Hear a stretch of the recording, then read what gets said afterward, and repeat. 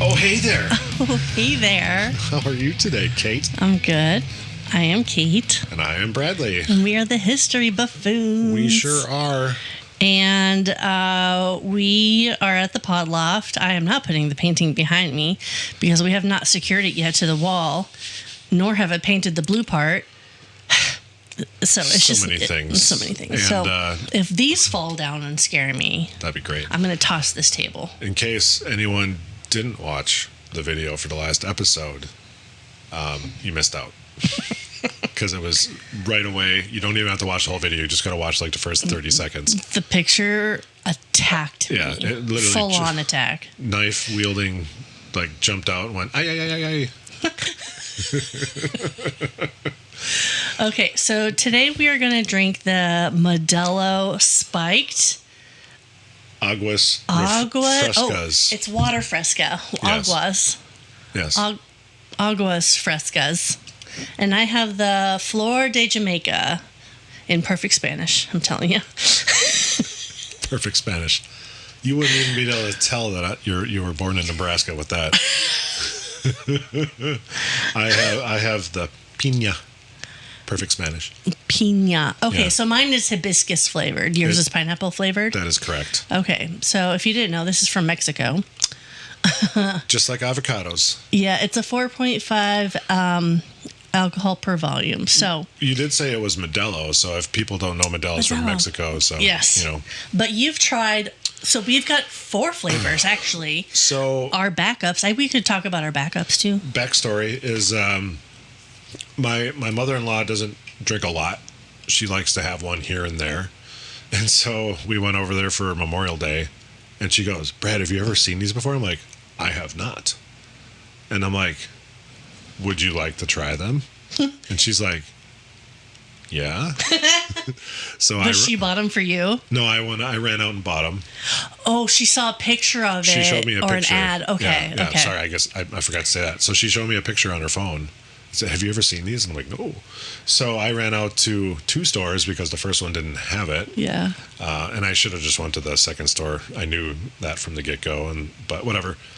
So I brought them back, and then I proceeded to have 6 of them, and she had 2. Okay, so you've had all 4 flavors. I have, yes. Okay.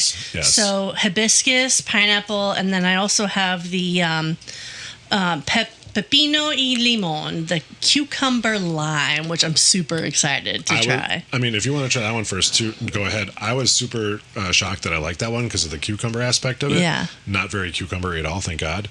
a little bit on the back end, maybe. Yeah. But I also have sandia. Show the folks. Sandia? Yeah, do you know what that is in Spanish? Sandia. Sandy. No, I don't. Watermelon. Oh. I think beach is like playa or something. What's up, playa? Is saying what's something up, like beach? That. Okay. All right. Anyways. What's up, beach? Okay, so I'm going to try the hibiscus first.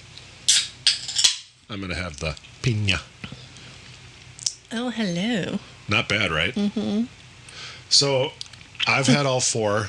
I kept a flavor of each for this podcast. So Hold Kate could... Wow, she's enjoying it. So good. She's definitely going to get into her second one soon. So I kept a flavor of each from when my mother-in-law and I tried them because I knew Kate would be excited to try them as well. And plus her Modelo, so offshoot of her. So good. Isn't it? I really like that one. I feel like you should leave this just a flavor. Smidge. I can. Although it's probably going to be mostly backwash. Yeah, but so maybe not. Maybe we'll just have to... Maybe we'll just go buy some. Yeah, so maybe we'll just go buy some more. But anyways, while I'm still trying to tell this for the 3rd time now...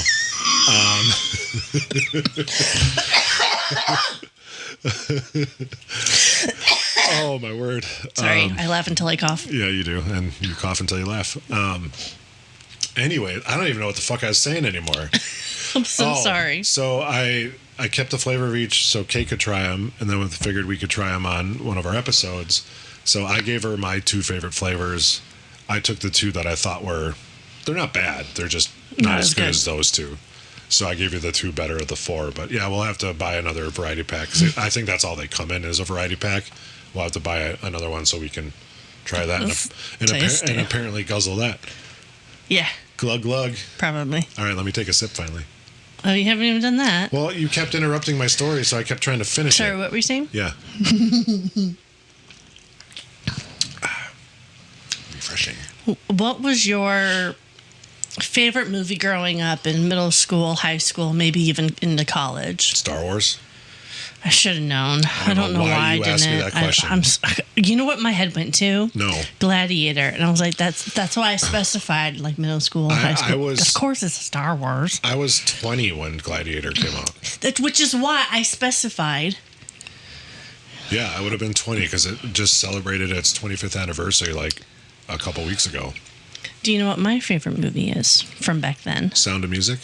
No, but that's such a lovely movie. That's a good guess. I love Julie Andrews. She's one of my favorites. She is, yes. What is your favorite? Wizard of Oz. Oh, duh. See, I know. It's like, duh. I knew that. I know. And I knew Star Wars. Yeah, that's my bad. That's my bad. Yeah. Anyway. Cheers to that. Okay. You're like, oh, please do. Please. Cheers. We're going to talk about the production history. Oh, so are you actually doing this? Oh, yeah. Do you remember who first suggested this? Nope. Al. Thanks, Al. Don't have to yell. Sorry. Thanks, Al. Thank you. Thank you, Al. Less editing. I am doing the backstory of the production of Wizard of Oz. So do we finally find out if there was someone who hung themselves in the forest? Oh, I've known this for a long time, but yes, I'll tell the world. That it's fake? I'll tell the world. You heard it here, probably 12th world. Do you know what year it was released in? 1930. Yes. Oh, shit. For some reason, I keep thinking 7.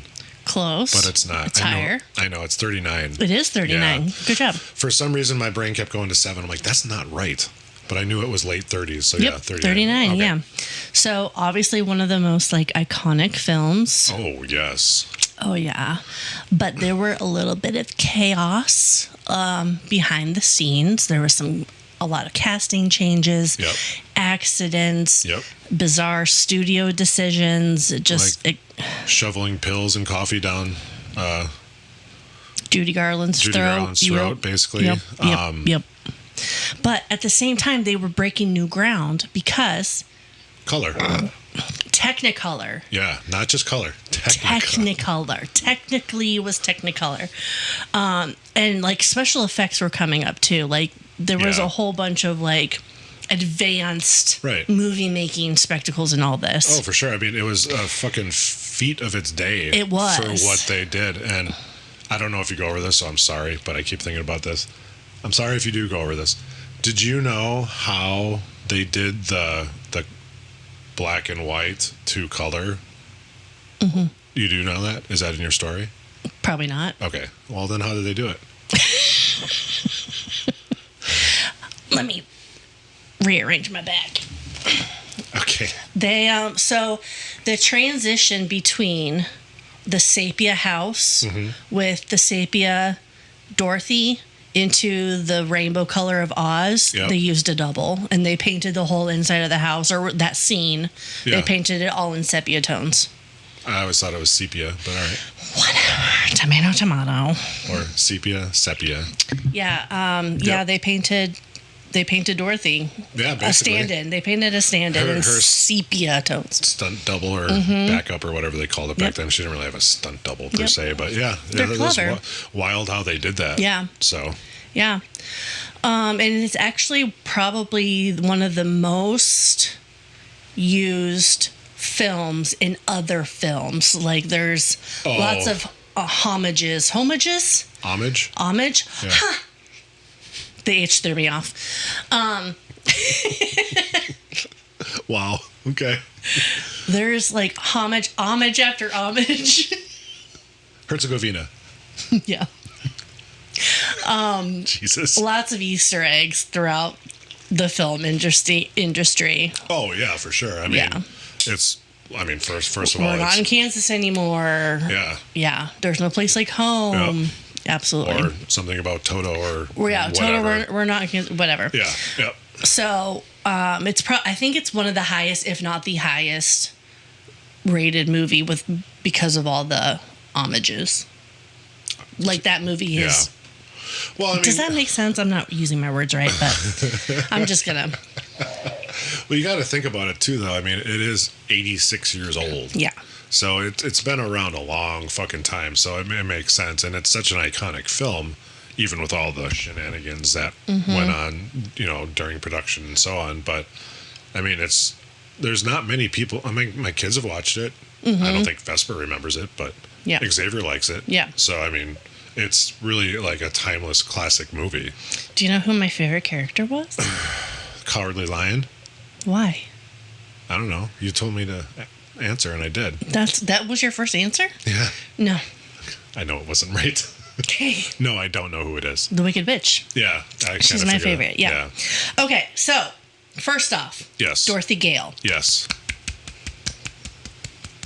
I have my omeprazole now. Oh, thank God. So there's not a whole lot of like acid reflux, but there still are burps. Okay. Bubbles, after all, so. Bubbles after all. Okay. Here, that's the title. Sorry. Okay, so Judy Garland almost wasn't Dorothy Right. Gale. Yeah, I'd actually heard that. Do you know who MGM Studios initially considered? I'm drawing a blank. Shirley No. Temple. That's right. She okay. was very, very popular in the 30s. Huge. She was huge in the 30s, and they wanted to like further capitalize on her popularity. Right. I grew up watching Shirley Temple movies with my mom. I don't think I've seen a single one. There's always one that I remember that we're like in a mountain pass or some shit. Heidi. Is that Heidi? Okay. I've seen like a remake, but Yeah. So Temple was actually under contract with 20th Century Fox. Oh. And negotiations to like loan her out wasn't a thing. Like they're like, Yeah. no, we're not going to give up our star. Because back then they all had like Humphrey Bogart had a contract with such studio, Yeah. whatever. Yeah. So like they basically got to use and abuse you. Like, well, hey, you're in this movie. Like, I'm not doing that one. No, you are because Yeah, you have signed a the contract. Yeah. So we're using you in this movie. It's wild how different it is today compared back then. But they would sign like a ridiculous amount of picture deal. Yeah. And they owned you. Yep. So. Yep. So, also they didn't want Shirley. So obviously, like 20th Century Fox wasn't going to give up Shirley Temple, but they Right. thought that was probably a good thing because they didn't think that Shirley Temple had like the right voice to sing "Somewhere Over the Rainbow." Oh, really? Like she wasn't mature enough to sing that song. Okay. Did she? I guess I don't recall. Did she sing? I'm sure she did back then.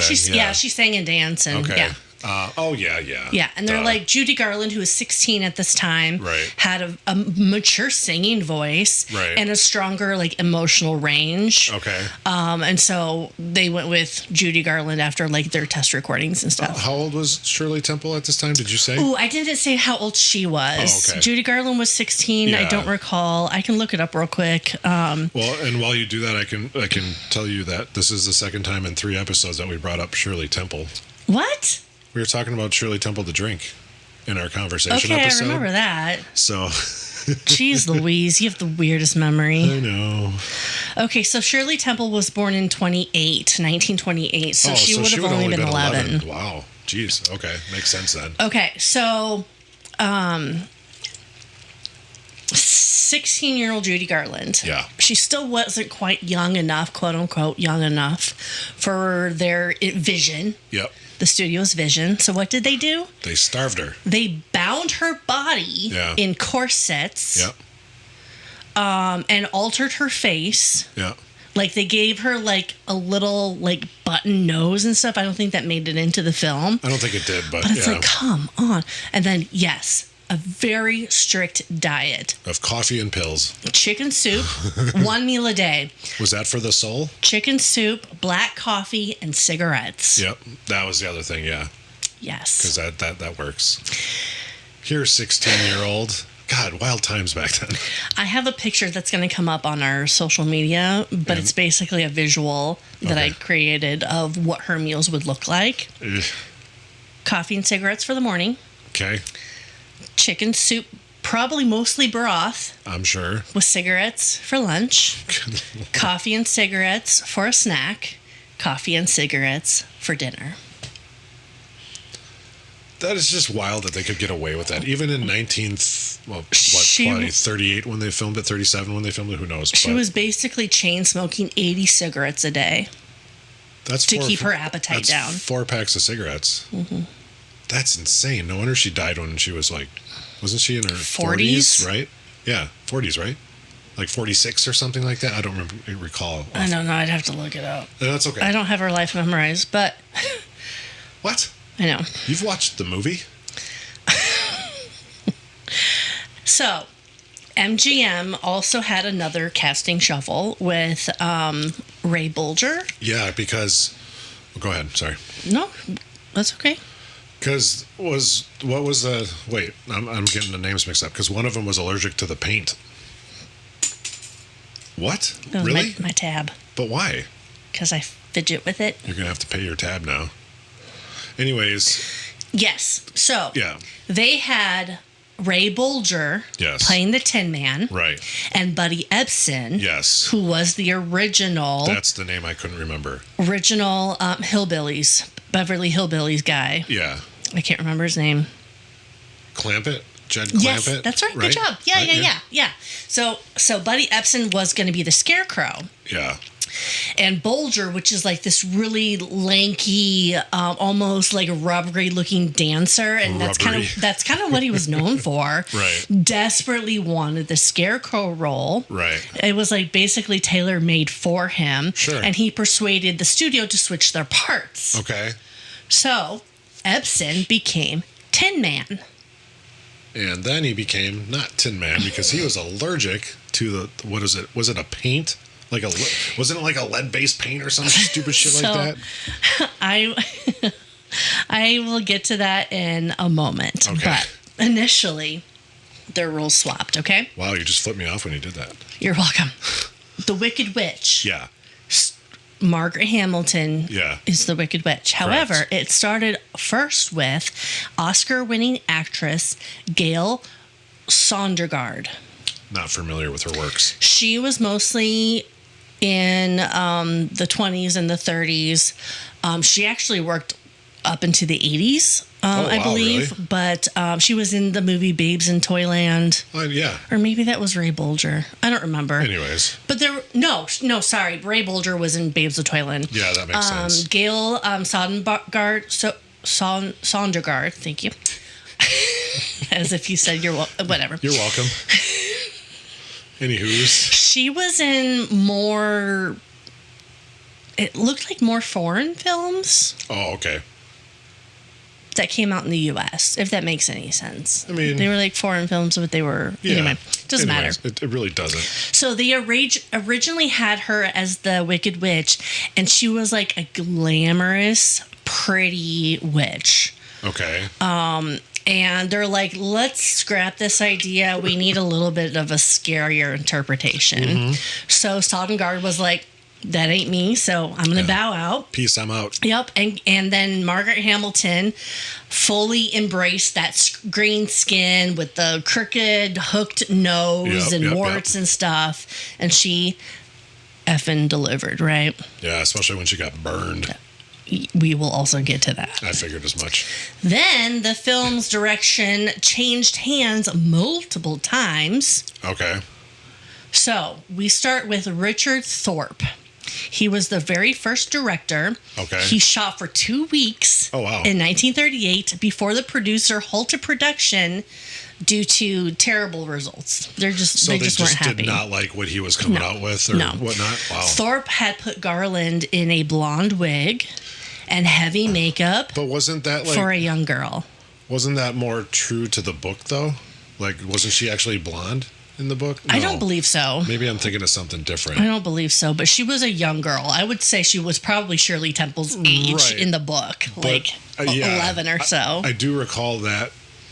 I guess I didn't know it was the first director tried to dress her up to make her look younger as well with the wig and everything. I knew that, but I guess I didn't know it was a different director. Mm-hmm. Okay. They had 4.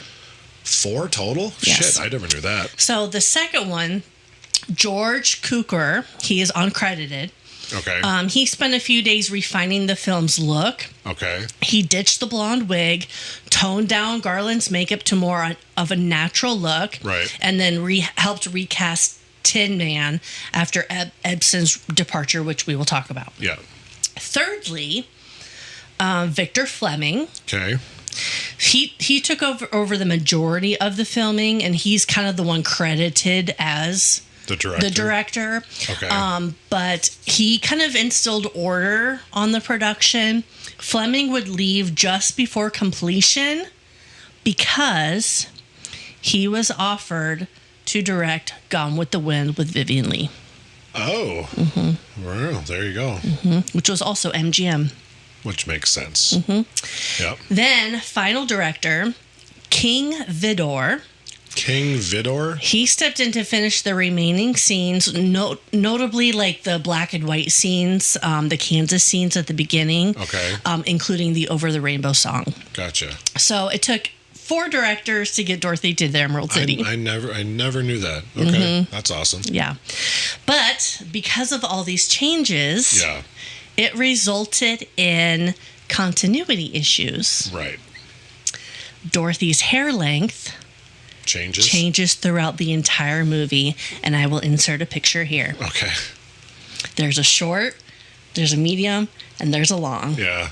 Yeah. And it's funny though, because like I've seen that movie countless times throughout my life, and without knowing that, like actually knowing it, I would have never guessed. Oh, it's noticeable. I did know about it, so I think it's noticeable, but I knew about it. But you know about it, so if you're looking Yeah. for it, you're gonna be like, oh yeah, it is longer, which I get. Yeah. But me as a, 8-year-old kid watching Wizard of Oz, because when I was a kid, you couldn't just pull it up on some streaming service.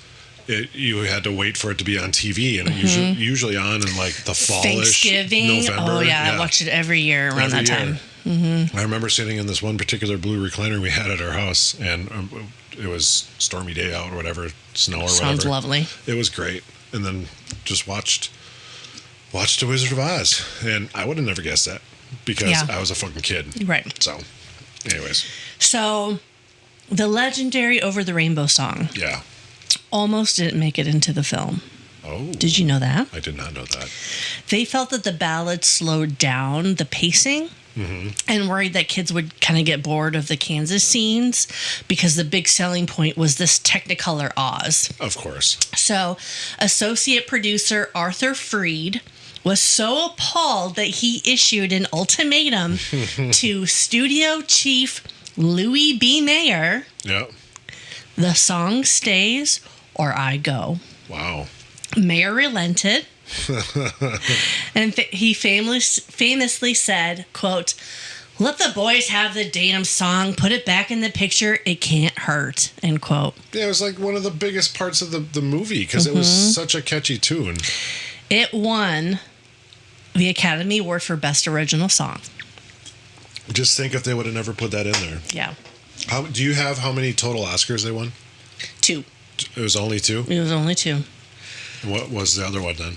I don't recall, but it wasn't like actor, actress, supporting. Best Picture or anything like that? Yeah. No, I want to say it was like production or something like that. Right. No, that's fine. I was just curious.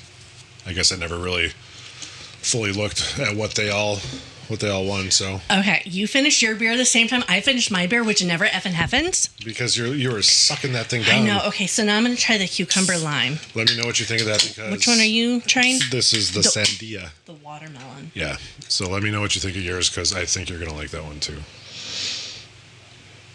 I gotta smell it. Oh, hell yes. Told you. That's why I wanted to give you those two because I knew you were gonna like both of those. Chef's. Piss. Oh my God, that is so good. I love the cucumber. I can taste the cucumber. But it's not I like can taste the lime. it's not aggressive. It's not overwhelming. Yeah. Oh my God. So we're talking about The Wizard of Oz.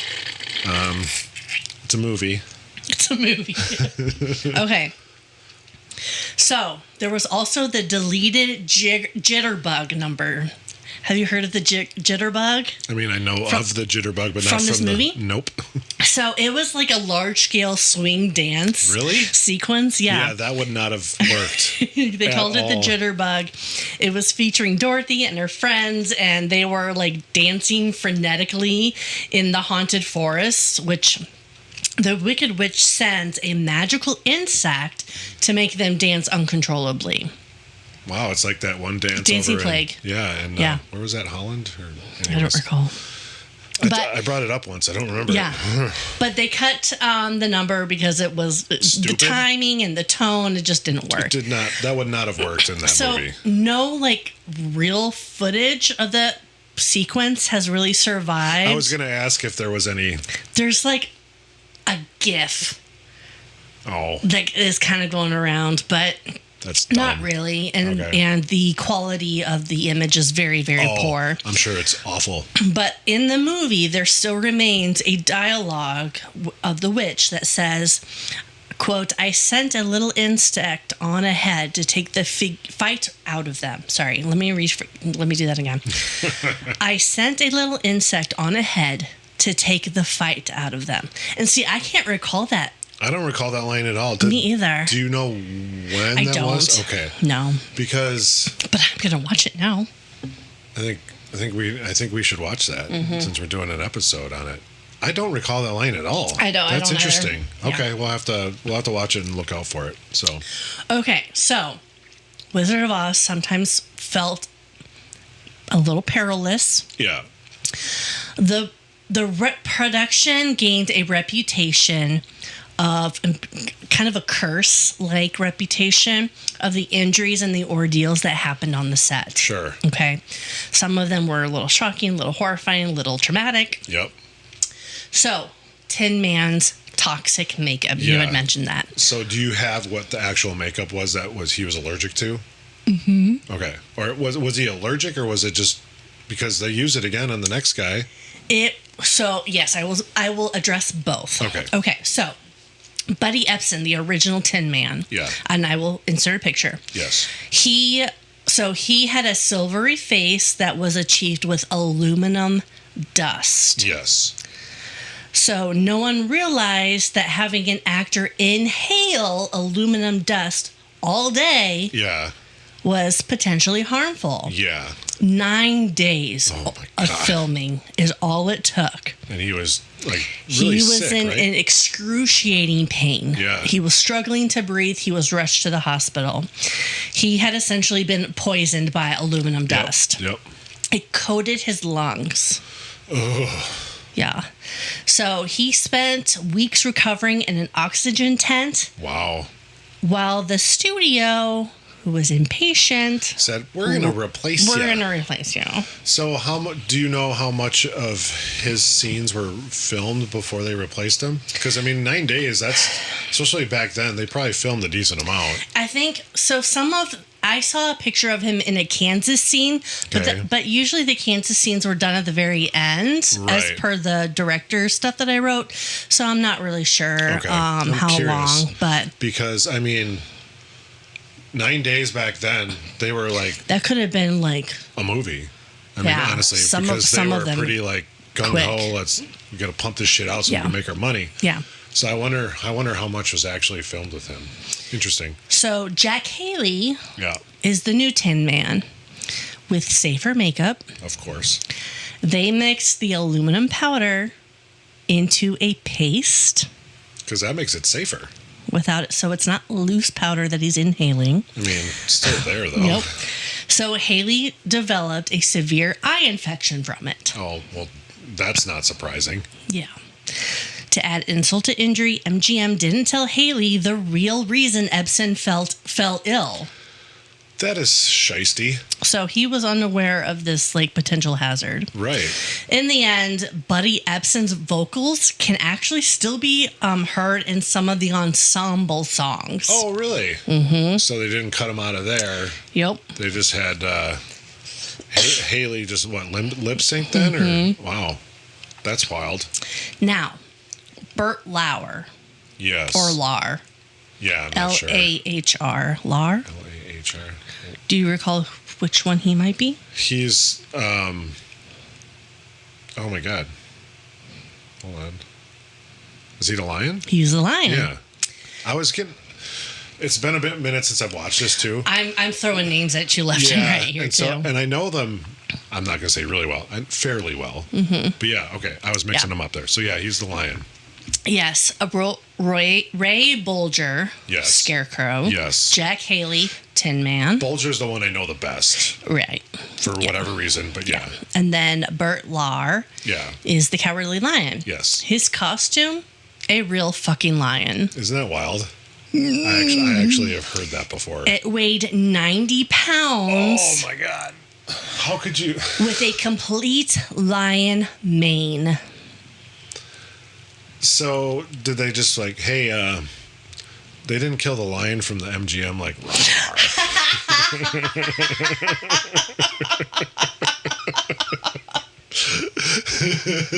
and then they replaced it with Bert Lahr. Yeah. They should have. That would have been great. Oh my God. Side note on that. Animal abuse is not funny. It's not. It sucks. Have you ever seen the actual filming of that? Yes. The lion roar and everything? I think so, yeah. Yeah, it's actually pretty funny because they got him like standing on like a bench or pedestal or thing. something. Yeah, whatever. Mm-hmm. And then doing this thing and capturing it is pretty wild because it's a fucking lion. You could eat me. Okay, so there's no lightweight faux fur alternative for Not back Bert. in 38. Nope. Nope. So under these blazing Technicolor lights, they were notoriously hot. Lahr would sweat heavily inside this suit. The heat on set was so extreme that even actors in normal costumes were fainting. Oh, Jesus. And getting carried off of set. Could you imagine what that would do for me? You would. I think you would bow out. I would literally die, or if I didn't quit. Yeah. So yeah, that would. No, that would not be fun for me. Yeah. Lahr was drenched each day. By the end of the day, he was drenched. The crew had to dry out the lion's costume. Oh, I suppose. In an industrial-sized drying bin every single night to prevent mildew and a smell. Yeah. Oh, Lord. That poor lion. I know. But, like, it must have worked because he doesn't look sweaty, but it's all nice and fluffy, and, yeah, it gets washed every night. Well, yeah, I suppose. So, the costume, sweat and all. Yeah. Auctioned in 2014 for $3 million. Holy shit. Really? Mm-hmm. $3 million for a sweaty, used lion skin suit. By Bert Lahr. What's his other famous movie? And so, anyways. I don't know. I don't either. I know he's been in other things, but I couldn't tell you what you know it is. who he could easily, like, just walk onto set and do a great job? What? The Carol Burnett show.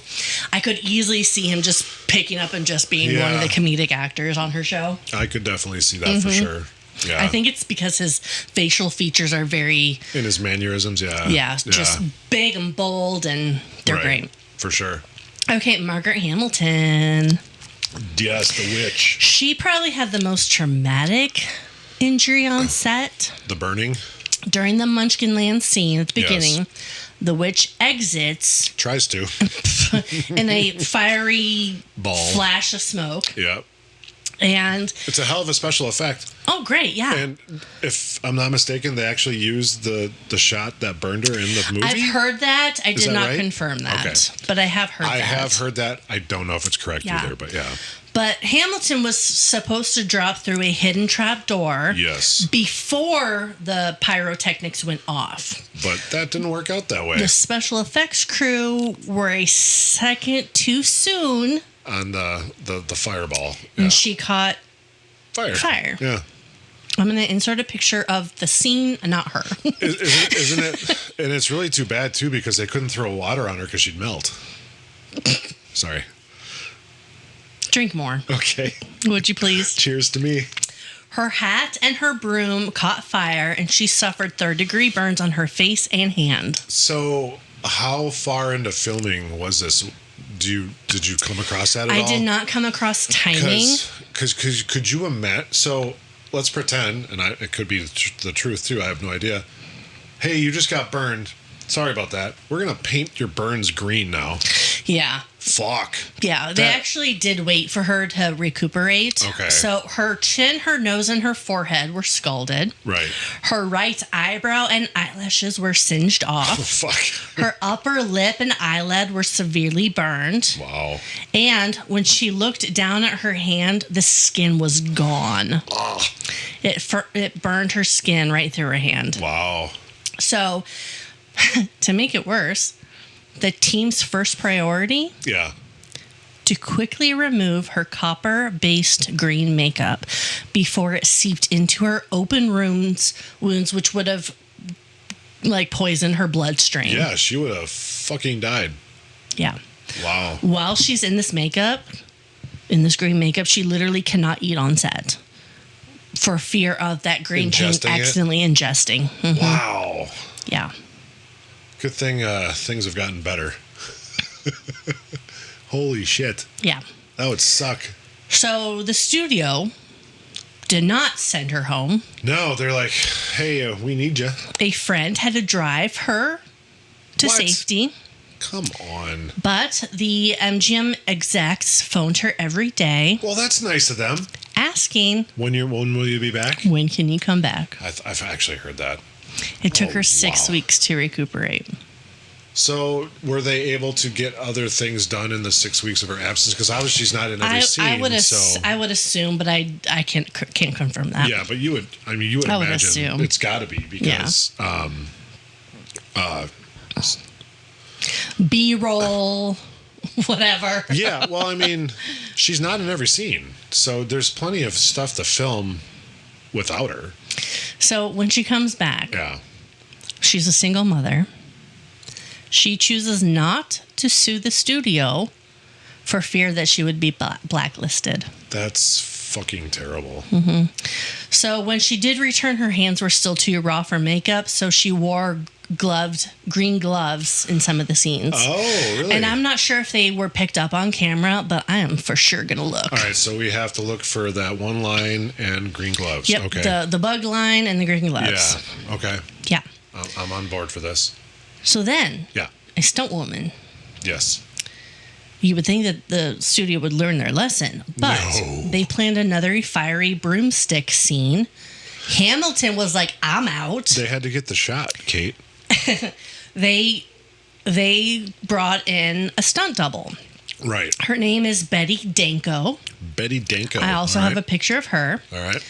And Danko mounted an explosive rigged broom for a scene in which was flying skyward into the smoke. Oh, gotcha. So during the take, the pipe attached to the broomstick exploded. Oh, fuck. Again, because of timing. I feel like they need a new special effects department. No Jesus, kidding. fuck. Danko was thrown off, suffering severe injuries. She said later, quote, I felt as though my scalp was coming off, end quote. Ugh. And she was knocked unconscious. So, what were all of her injuries? Did you see that or no? I did not go into detail with fine. this. That's fine. But no need to get graphic. no, not for this. Not for this No. podcast. No, we don't do graphic here. We just do sad. She spent 11 days in the hospital, and she has permanent scars and a damaged leg muscles. Wow. Okay. So her compensation, Yeah. she earned $35 for this stunt. So what's that today? I didn't look. That wasn't part of my research.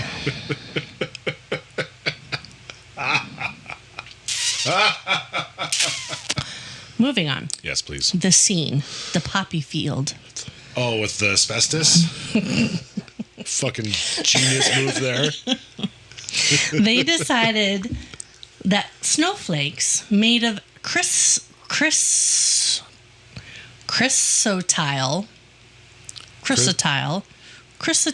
asbestos, Okay. a material known to cause mesothelioma, lung cancer, and asbestosis. Move on. Inflammation. Okay. At the time, asbestos was actually widely used in films because films and buildings and construction everywhere. It looked like fluffy, clean snow. Right. It was non-flammable. Plus, it was a major plus on these like new Technicolor sets as well. Right. And it stayed visible on camera longer than real snow or cotton or like other methods. Do you know how they did the snow in It's a Wonderful Life? Soap. I think you've told me that. I have. So there were no masks, no warnings, just open mouths and wide eyes and people singing, and they inhaled this carcinogenic snowflake like it was Christmas morning. Yeah. Asbestos was also used in Christmas tree flocking and fake fireplace ashes during the 1930s through 1950s. That's wild. I mean, they didn't know. No. So some fake snow was used in the movie Holiday Inn, the movie White Christmas. Asbestos wasn't officially banned in the U.S.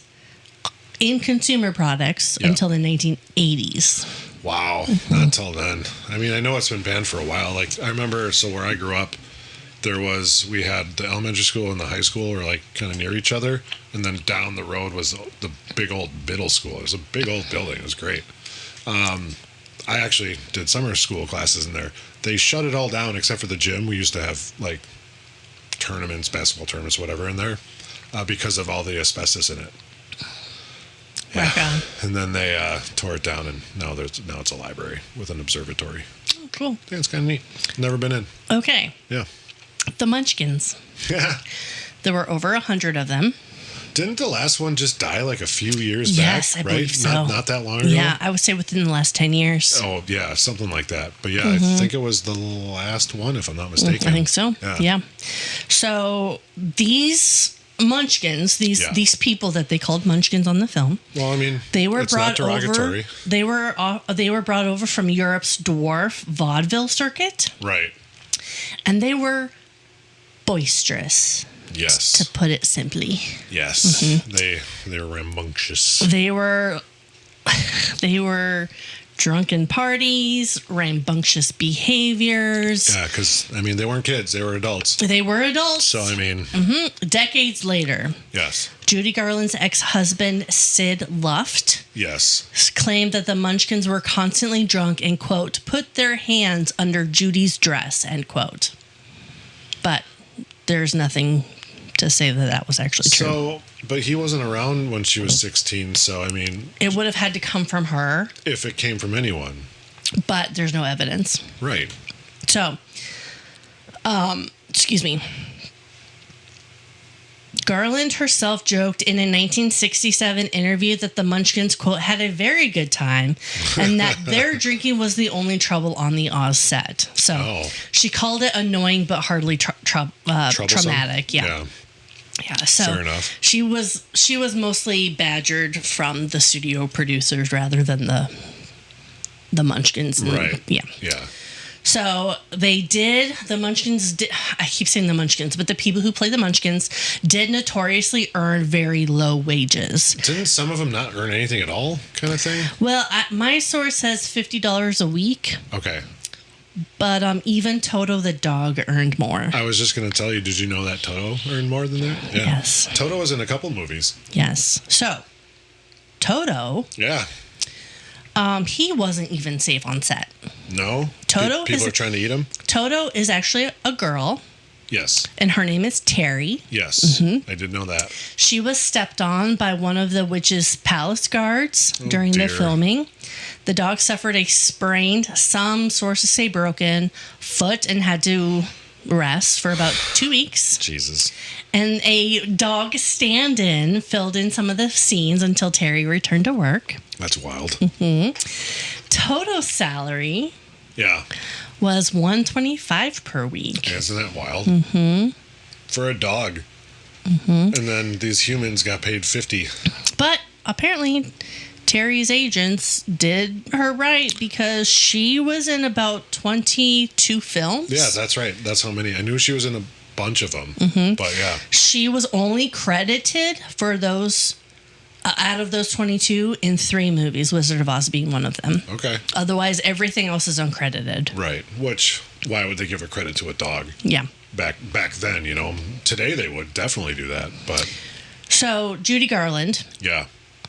basically would have been abused, what we would call abused. No, it's not basically. She to was this day. flat out abused. Yes. Like, here, Judy, here's your coffee and your cigarettes. Yeah, so she had that 1 meal a day, Yeah. chicken soup, black coffee, cigarettes, plus amphetamines or pep pills Yep. to boost her energy, and then sleeping barbiturates pills, yeah. to force sleep. Yep. Garland, who was 16, worked grueling hours and was often so jittery from the drugs that the Right. crew literally had her hold her still. That's wild. And Yeah. it's not basically. It was literal child abuse. Yes. From these people that they're like, oh, we're good. Are you though? I mean, There's one scene where Dorothy slaps the Cowardly Lion. yeah. But Garland kept like cracking up because she's a teenager and Right. it was funny to her for some reason, and she Right. just kept cracking up. So Victor Fleming, the third director, slaps Judy Garland. Oh. Did she stop laughing? He said, quote, "Now, darling, this is serious. Go in there and work," end quote. Okay. I mean, he's not wrong in the work part, but he's 100% wrong in the slapping part. Garland was slapped into composure, Oh, man. and the next take was perfect. Wow. Imagine that. Fleming instantly felt remorse, but Judy forgave him on the spot, kissed his nose, and reassured him. Aw. And later she praised Fleming as a wonderful man with kind eyes. Oh, there you go. Okay. I mean, that makes up for it all. But of course, after all this, she had a lifetime struggle with diet pills, mental health, Drugs. drugs, Yeah. alcohol, Yeah. the whole gambit, I mean, unfortunately. when you're fed this shit consistently for however long they were filmed, Yeah. when you're 16 years old, your impressionable youth, things are going to stick, unfortunately, Yeah. in a bad way. So, I mean, it's just really sad that that movie ruined the rest of her life. And she had a good career for while she was alive. She did other things. What's the actor she was always in movies with? The Mickey Rooney. Mickey Yeah. Rooney. Yeah, Mickey Rooney. So she did a bunch of movies, but I want to say she was like 46 She was young. when she died. I'll look it up after this. Yeah, that's fine. But- Okay. So, no discussion of Oz lore is complete without Yes. the Munchkin suicide. So is that the one who supposedly hung themselves in the forest? Yes. Okay. For decades, Yes. rumors persisted that a small figure seen in the distant background of the scene where Dorothy and Scarecrow are skipping down the road Yes. is a Munchkin actor's body hanging from a scene, Right. from a tree. Right. And I'm going to insert a picture here as well. I hope so. Actually, It's a far away picture, but I'd like to correct you. I will be putting the picture in. You are going to be supplying them to me. so this is entirely false. Yes, it is. There is no hanging No. person. It's actually a large exotic bird Yeah. that is spreading its wings. So they added these birds to try to like give a more vibrant feel to the forest, and you can see Sure. these birds like throughout the forest scenes. Right. This one was just so far away that it looks like something is hanging from a tree. Yeah. I don't know if I've ever actually noticed it every time I I have watch looked it. for it and I was like, yep, there it is. But yep, that's a bird. All right, when we watch it to look for those two other things, you have to point it out Like for me, though. these are big birds. They're right. cranes. Yeah, right. Yeah. But far away, Yeah. I think they're probably about as tall as these munchkins. someone probably thought, hey, did you know what I heard? And again, it is Yeah. word of mouth, Snowballed. snowballed from there. And it's like, yeah, I heard from so-and-so, and then just whatever. It was just a myth that grew and stuck over time, basically. But this conspiracy didn't like really gain traction until the 50th anniversary around 1989. Oh, wow. But it was debunked by these film historians, of course. Yeah. But between the face melting makeup, Face melting. the dog stomping, and then enough asbestos to like insulate a Home Depot. Yeah. There really is no place like home. Hey, I see what you did there. So who wrote The Wizard of Oz? Frank L. Baum. I knew you were going to get it wrong. L. Frank Baum. There God it damn is. it! Most people do that. Because of the L. Yeah, because it makes sense to have that in the middle, because who starts their name with an initial rather than their full name? And didn't you and we actually looked up a while back, you'll probably not remember this because you're you, but the Red Brick Road was added to the movie. It's not actually in the book. Am I remembering that right? Yes, Right. I believe so. I think that's right. I don't think it was in the book. And then it leads to nowhere. Yeah, because everyone's always like, where does it go? Where does the Red It Brick Road literally go? leads to nowhere. Why couldn't they just take that home? Okay, so Judy Garland was born in 1922, and she died in 1969. So what is that math? 47. Yeah, okay. So close. Was she 47? June 10th. Her birthday's coming up. So when did she die? And She was born June 10th, 1922. yes. Died June 22nd. So she just turned 47. 47. Oh. You were really close. Yeah, I was. Damn, that's crazy. Good job. All right. Yeah. I knew it was right around there, so yeah. Not too shabby. Good job. Thank you. So yeah, that is my favorite movie, and I am gonna force you to watch it. You're not going to force me because I love that movie too. And then Wicked. That we might have issues on, but it's not You did that such a good job with it. But they ruined the book, just like the I know. musical did. I know you're really into the Wicked book, and it's a very good such book. a good book. But they wanted to tie it a little bit more into What? the Wizard of Oz movie. But it's not. It's And a the prequel. Wizard of Oz book is not the Wizard of Oz movie. Oh, not at all. I am so mad. I took you there once, which unfortunately that bookstore is gone now. The one, do you remember when I took you to that bookstore up at Genesee? The really overwhelming one. Yeah, because there's just shit just everywhere Yeah. and you don't know where you're really looking. One time I went in there, they had the old Wizard of Oz You books. told me and I'm that, like, yeah. I should have fucking bought them. And they had like, I don't know, 6 to 10 of them. I don't remember how many. Yeah. I don't remember the price off, but it would have been a decent chunk of change. But fuck, I wish I would have bought those. Yeah, I wonder what they did with all the books then. Well, they sold stuff on eBay too, so maybe they just closed up shop and Maybe. just kept it to that or something. I have no idea. But they had so much just like, it's like, why would you try and resell this? Yeah.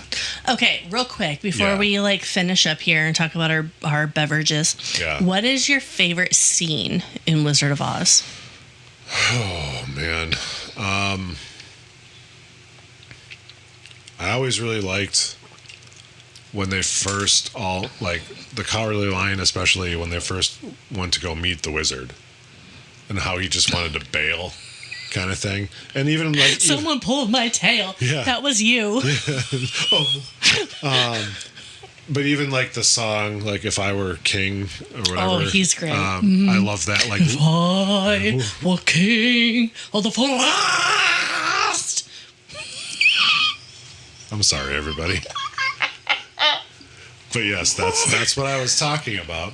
So that whole number, like even again, if you encompass this whole section of the movie, when they first knock on the door, the dude with the giant mustache, and then you see all the multicolored horses, which are all different horses, and you can see that they're different horses because they're literally not the same horse, but painted different colors. And then the whole King of the Forest song, like leading up to when they first meet the wizard. Yeah, like someone pulled my tail or whatever. I think if I had to pick one off the top of my head, I really enjoy that. So what's yours? Mine would be the horse of a different color. Yeah. Do you know what they painted the horses with? Kool-Aid. Jello. Yeah, Yes. that's the word. I couldn't remember what it was. Yes, Jello. And they were like, quick, hurry up and shoot them before they start licking it off. Yes, that's right. That's Yep. right. I did know that. And I always thought the Tin Man's heart at the very end, the string that it was on was Looks full like of popcorn. Yeah, but it's not. No, I always thought it was popcorn. Yeah, I know. I always did too. That's the funny thing.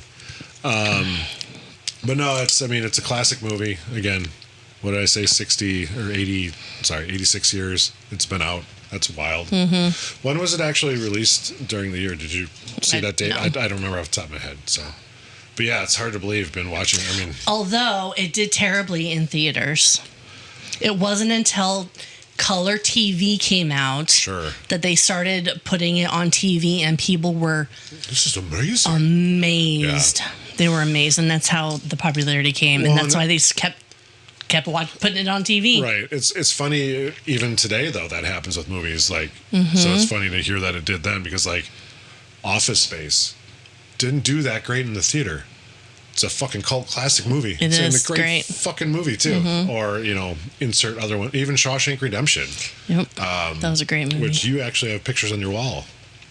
Anyways, it's an inside joke that's been going on for a while. That movie, for all intents and purposes, did terrible in the theater, but it's a phenomenal fucking movie.